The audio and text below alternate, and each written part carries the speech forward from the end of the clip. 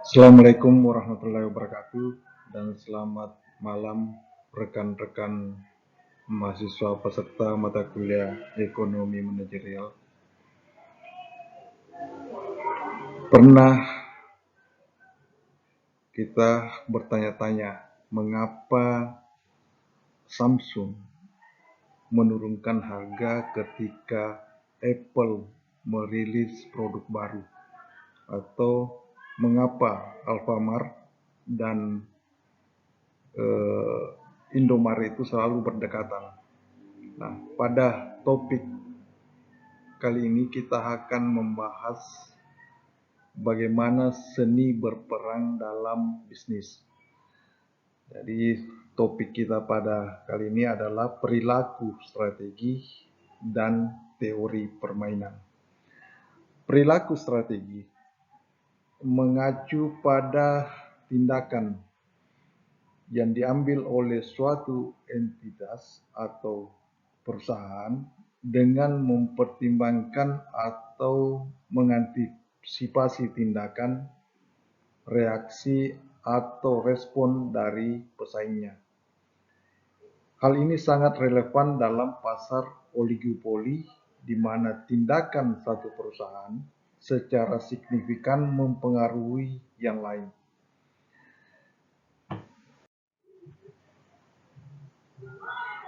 Elemen kunci dari perilaku strategis adalah pemahaman mendalam tentang komponen fundamental yang membentuk keputusan strategis dalam konteks kompetitif dan kolaboratif. Elemen kunci perilaku strategis itu tergantung dengan adanya saling ketergantungan, di mana keputusan dan hasil suatu perusahaan sangat dipengaruhi oleh keputusan perusahaan lain.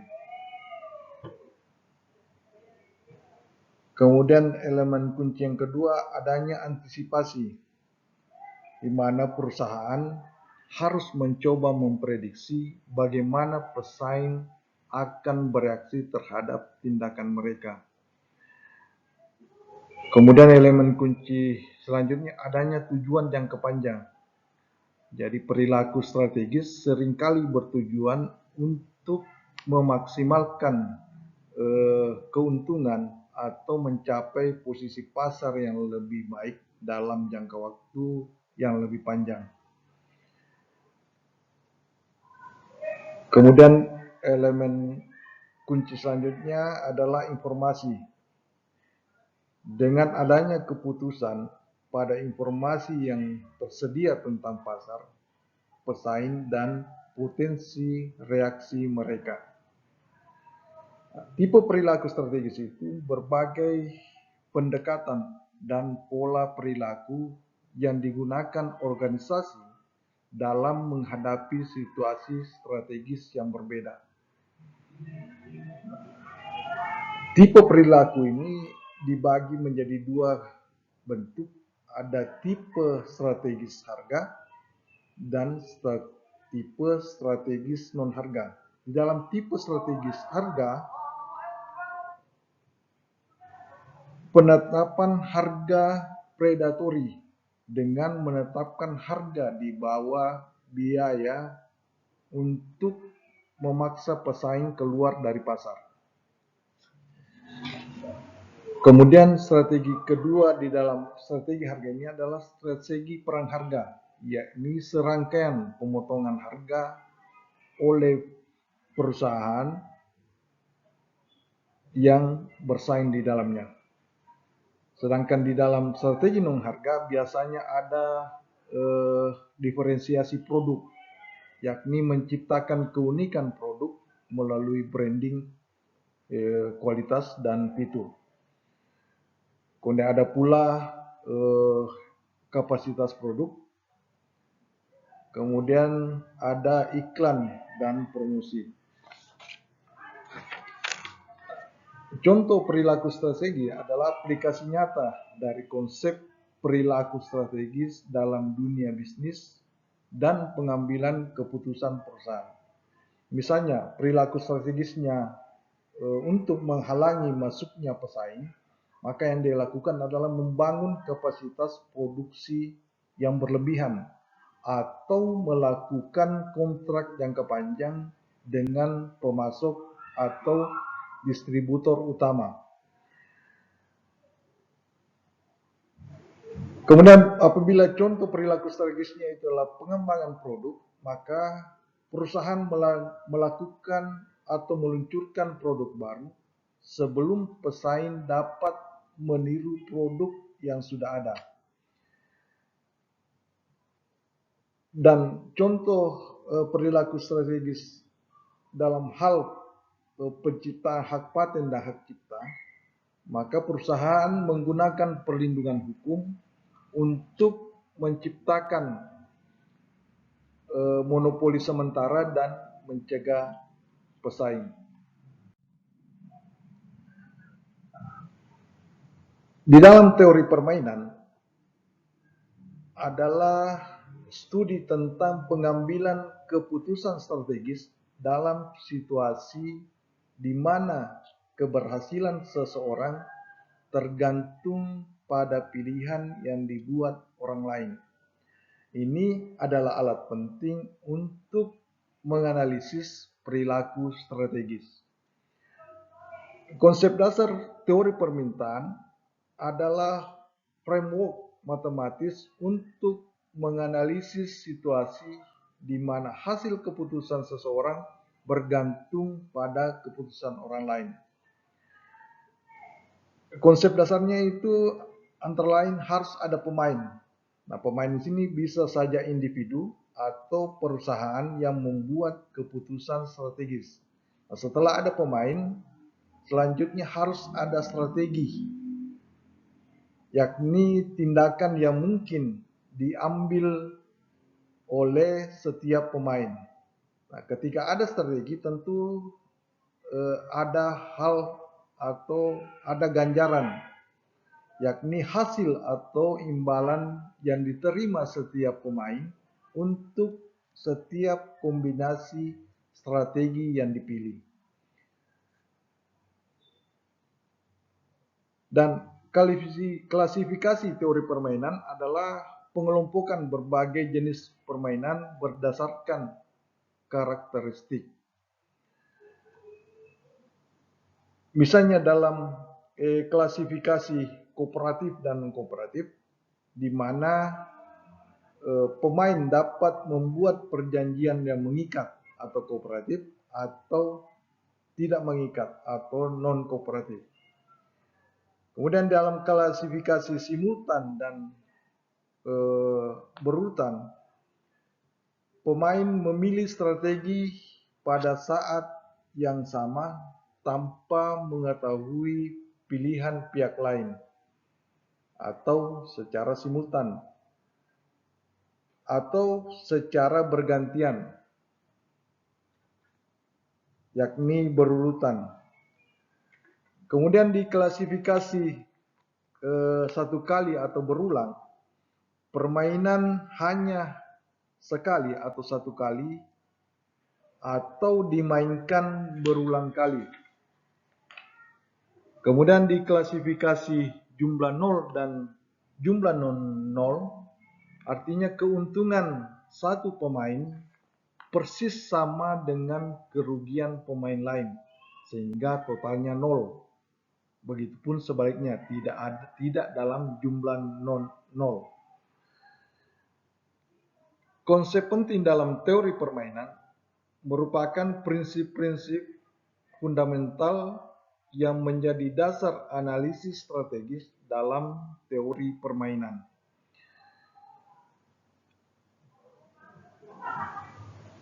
Konsep penting ini menyangkut adanya informasi yang sempurna atau tidak sempurna. Artinya sejauh mana setiap pemain mengetahui pilihan ganjaran dan strategi pemain lain.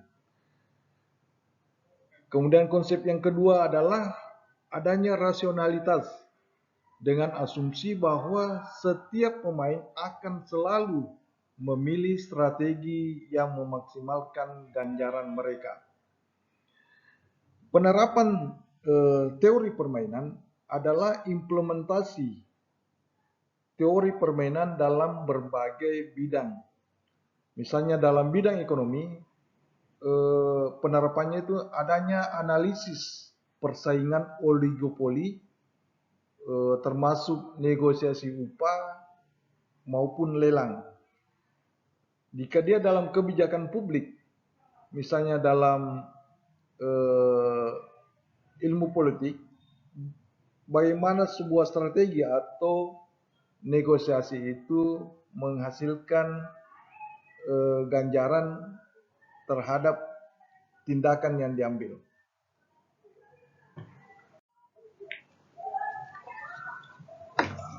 Strategi dominan adalah strategi yang memberikan hasil atau ganjaran terbaik bagi seorang pemain terlepas dari apa yang dilakukan oleh pemain lain. Nah, jenis-jenis strategi dominan ini adalah kategori strategis yang memberikan hasil terbaik terlepas dari pilihan yang dibuat oleh pemain lain dalam sebuah permainan. Jenis-jenis strategi dominan itu ada dua, ada strategi dominan mutlak, artinya strategi yang memberikan ganjaran yang lebih besar. Kemudian ada strategi dominan lemah, artinya strategi yang memberikan ganjaran setidaknya sama besar dengan strategi lain.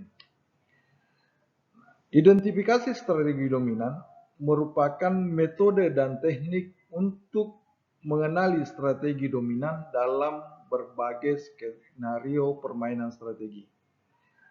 Strategi dominan ini diidentifikasi dengan membandingkan ganjaran satu strategi dengan strategi lainnya. Contohnya, dalam matriks ganjaran, jika pilihan A selalu menghasilkan ganjaran 5, 6 hingga 7, sementara pilihan B selalu menghasilkan 3, 4 hingga 5, maka pilihan A adalah strategi dominan mutlak. Implikasi dari strategi dominan merupakan konsekuensi dan dampak dari keberadaan strategi dominan terhadap hasil permainan dan pengambilan keputusan strategis. Jika suatu permainan memiliki strategi dominan untuk semua pemain, maka hasil permainan atau equilibrium dapat diprediksi dengan mudah. Artinya setiap pemain akan memilih strategi dominannya untuk menghasilkan equilibrium strategi yang dominan. Namun, banyak permainan strategis, termasuk dalam konteks dilema tahanan, menunjukkan bahwa pilihan strategi dominan individu dapat menghasilkan hasil kolektif yang suboptimal atau tidak efisien.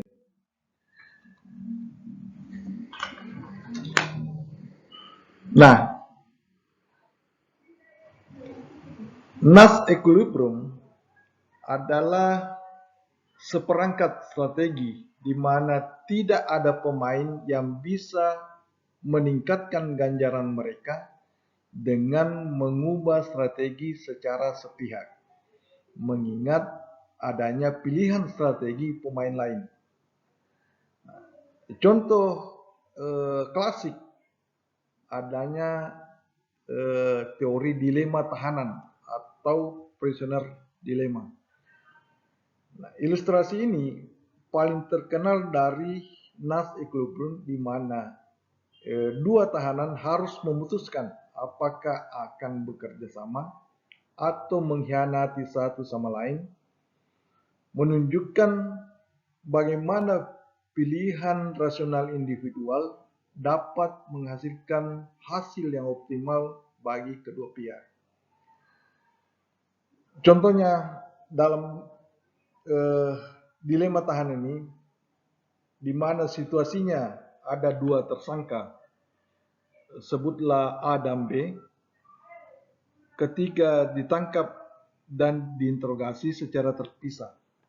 Pilihan strategis mereka mengaku atau mengkhianati dengan tidak mengaku atau bekerja sama.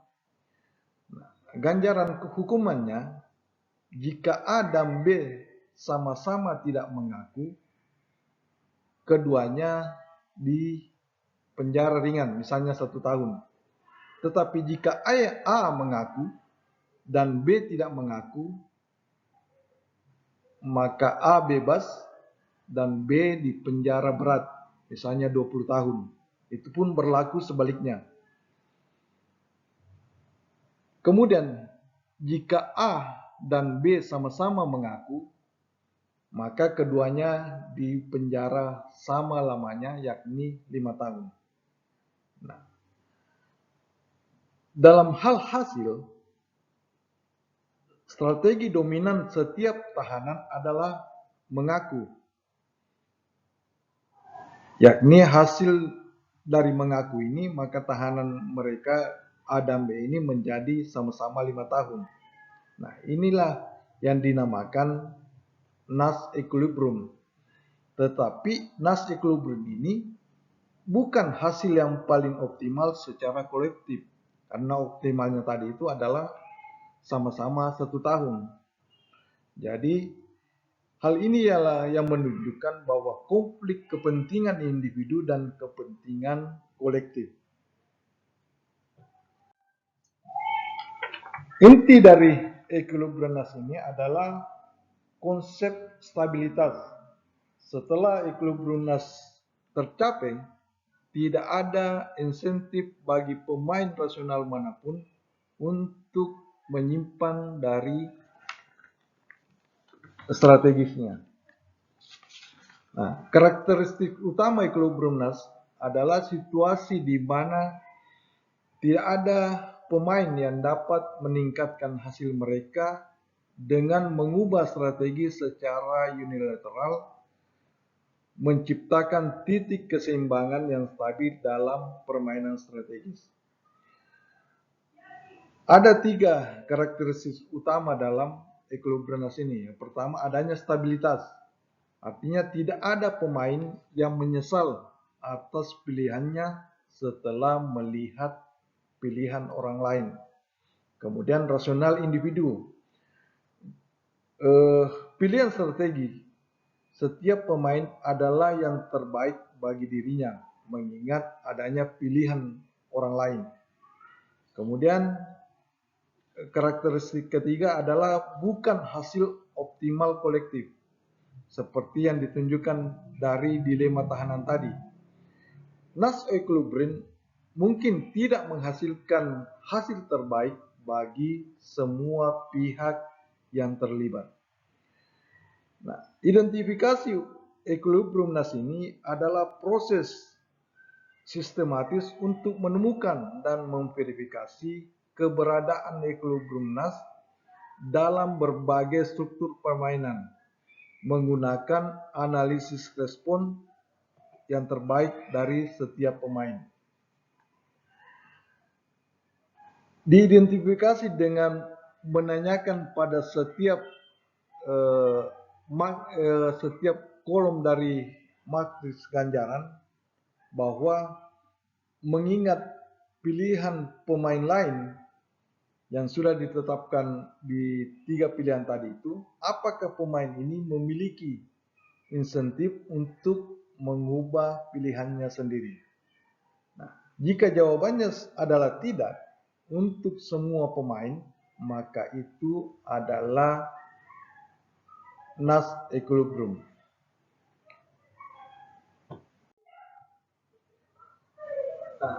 Permainan berulang adalah situasi di mana pemain berinteraksi berkali-kali, memungkinkan pembelajaran dan adaptasi strategis berdasarkan hasil sebelumnya. Permainan berulang ini adalah situasi di mana permainan yang sama dimainkan berulang kali. Ini mungkin pemain mengembangkan reputasi dan mengancam dengan pembalasan, serta dapat mengubah perilaku strategis secara signifikan. Kemudian strategi tit for tat adalah pendekatan kooperatif di mana pemain membalas tindakan lawan pada putaran sebelumnya, dimulai dengan kerjasama. Nah, strategi tit for tat ini adalah strategi yang sangat efektif dalam permainan berulang, khususnya dalam konteks seperti dilema tahanan tadi itu. Aturan dari strategi tit for tat itu ada pada putaran pertama, yaitu adanya kerjasama, sehingga pada setiap putaran berikutnya ada yang meniru apa yang dilakukan lawan pada putaran sebelumnya. Kemudian karakteristiknya adalah karakteristik tit for tat ini yang pertama baik karena dimulai dengan kerjasama, kemudian provokatif karena segera akan ada pembalasan dari pengkhianatan, kemudian ada pemaaf, yaitu kembali bekerja sama setelah lawan kembali bekerja sama. Kemudian yang keempat, jelas, artinya mudah dipahami. Kemudian implikasi dari strategi tit for tat ini mendorong adanya kerjasama jangka panjang. Jika kedua belah pihak tahu bahwa ada pengkhianatan, maka akan segera dibalas. Jadi mereka memiliki insentif yang kuat untuk mempertahankan kerjasama. Nah, di dalam permainan berulang atau permainan berurutan ini tentu ada ancaman, komitmen, dan kredibilitas. Ketiga elemen ini penting dalam permainan berulang yang akan mempengaruhi perilaku strategis dan hasil jangka panjang. Dari segi ancaman, pernyataan bahwa suatu pemain akan mengambil tindakan tertentu jika pemain lain memilih strategi tertentu. Misalnya, jika Anda memotong harga, maka kami akan tentu memotong harga lebih rendah. Dalam hal komitmen, tindakan yang diambil pemain untuk membatasi pilihan strategisnya sendiri membuat ancaman atau janji menjadi lebih meyakinkan. Contohnya, membangun pabrik baru yang hanya dapat digunakan untuk memproduksi output tinggi. Nah, itu sebuah komitmen untuk tetap menjadi produsen skala besar. Kemudian kredibilitas. Kualitas dari ancaman atau komitmen yang menunjukkan bahwa tindakan tersebut benar-benar akan dilaksanakan. Ancaman atau janji yang tidak kredibel kemungkinan besar tidak akan mempengaruhi perilaku lawan. Dalam hal daya saing internasional, perilaku strategis adalah penerapan prinsip-prinsip perilaku strategis dalam konteks persaingan global, di mana perusahaan dan negara menggunakan teori permainan untuk mengoptimalkan posisi kompetitif mereka di pasar internasional. Nah, dalam konteks pasar global, strategis perusahaan menjadi kompleks karena adanya antara lain subsidi pemerintah dan kebijakan perdagangan, adanya peran dagang, dan aliansi strategis. yakni adanya perusahaan dari negara yang berbeda membentuk kerjasama untuk berbagai biaya, baik itu memasuki pasar atau mengatasi hambatan regulasi.